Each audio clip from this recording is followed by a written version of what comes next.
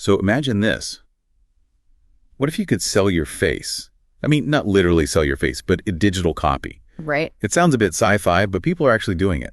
They're signing up with AI companies, getting paid. Yeah, pocketing some cash. Exactly. Only to find out later that their, like, digital twin is showing up in commercials they'd never agreed to. Yeah. Or maybe pushing weird political ideas. Or worse, yeah. It's definitely happening. And it's pretty unsettling when you dig into it. It really is. And that's what we're doing today in this deep dive, isn't it? We're looking at this trend of people selling their digital likenesses. We are. We've been looking at news reports, articles detailing these personal experiences, people finding their virtual selves, their digital twins, as some call them, being used in ways they just never expected.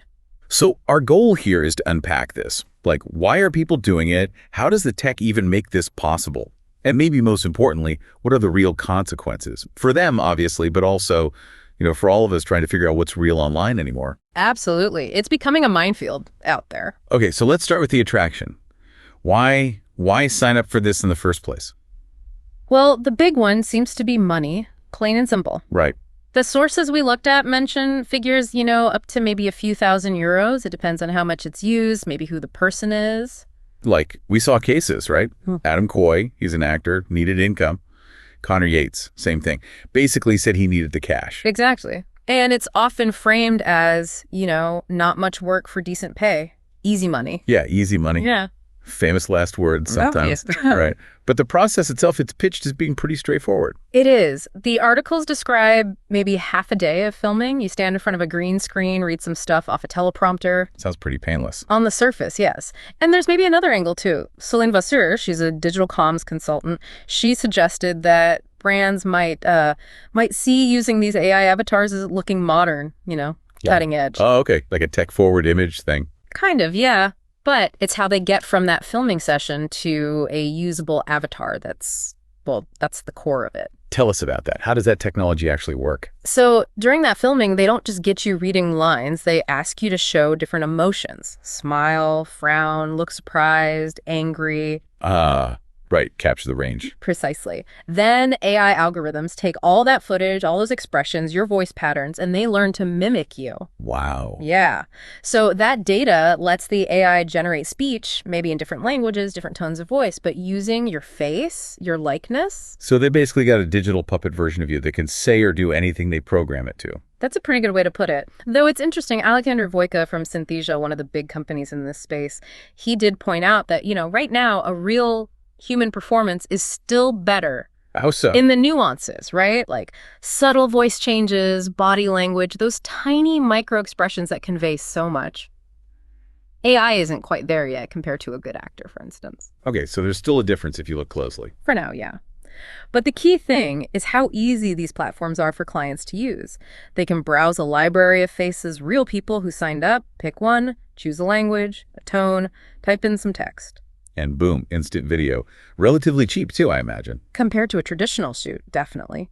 And that accessibility, that low cost, is really driving the use cases. Okay, and this feels like where we get to the problematic side, the unexpected uses. Exactly. This is where the stories start to turn a bit dark. We saw that example of Simon Lee, the South Korean actor. What happened there? Yeah, his case was quite striking. His digital avatar started appearing in ads on TikTok, on Instagram, promoting these, dubious health products. Like what? Weight loss teas, acne treatments, stuff presented almost like medical advice using his face. He called it a scam himself quite explicitly. Wow, so he never agreed to endorse those specific things. No, and that's the crux of it. The initial agreement was probably quite general, but then his image gets attached to something potentially harmful or misleading. And apparently, because of how the contract was structured, getting those videos taken down was incredibly difficult. That's a huge risk, isn't it? Your face associated with scams. Yeah. What about Adam Coy, the actor in New York? His story was a bit different, more weird. Yeah, his was definitely strange. He apparently thought his digital version would be used maybe like a cartoon character, something quite abstract. Okay. But instead, videos started popping up online with his digital twin claiming to be from the future. From the future. Predicting what? Disasters. Yeah. Like global catastrophes. Yeah. Bizarre stuff. Okay, that is weird. Was that against his contract? Technically, no. Apparently, his contract banned use in things like porn or ads for alcohol and tobacco, but future disaster prophecies, that wasn't included. Imagine your friends seeing that. Yeah. It highlights the contract issue, doesn't it? How broad they are. Absolutely. Adam Coy's situation really shows how people might sign these things without fully grasping what unlimited usage could possibly mean. Alyssa Malchiotti, a lawyer quoted in the articles, points this out. These contracts often have clauses like global, unlimited, irrevocable usage. Irrevocable, meaning you can't back out. Pretty much. No right to withdraw. You sign, and that's potentially it. People just don't realize the scope. And then there was Connor Yates. His image ended up in political content. That's right. Specifically promoting Ibrahim Traoré, the president of Burkina Faso. That's a huge leap from just needing some extra cash. Suddenly you're the face of a political campaign you might know nothing about or disagree with entirely. That feels like a major line cross. Did the company, Synthesia, respond to that? They did acknowledge, according to the reports, that they'd had issues in the past with moderating what they called polarizing or exaggerated content, which is, well, it's worrying when it involves using a real person's face for potentially sensitive political messaging. Yeah, polarizing is one word for it. It really shows the gap between why people sign up, often just needing money, and how their image actually gets used. It's a massive gap, and it's crucial to remember, like Malchiotti said, these aren't just random computer-generated faces. They are based on real people. The AI doesn't erase the person, it exposes them, potentially in very damaging ways. Which brings us squarely into the legal and ethical mess, doesn't it? These contracts sound incredibly one-sided. They can be, yes. Broad, potentially exploitative. People are essentially handing over control of their digital identity, maybe without truly understanding the implications. And the law, is it keeping up? Not really, according to the lawyer cited. She basically said the law just isn't keeping pace with how fast AI is developing. There's a lag, a big gray area. But surely the companies have some ethical responsibility here, beyond just what the contract legally allows. Shouldn't they ensure the tech isn't used for scams or political propaganda, using someone's likeness without explicit consent for that specific use? You'd certainly hope so. Ethically, it's a huge question. Using someone's face, their identity, for purposes they fundamentally disagree with. It feels wrong, doesn't it? It does. And think about the potential for misinformation. If you can make a realistic digital version of anyone say anything. Exactly. It's a potential tool for propaganda, for spreading false narratives in a way that looks incredibly convincing because it's using a seemingly real person's face and voice. So for listeners, the takeaway is maybe.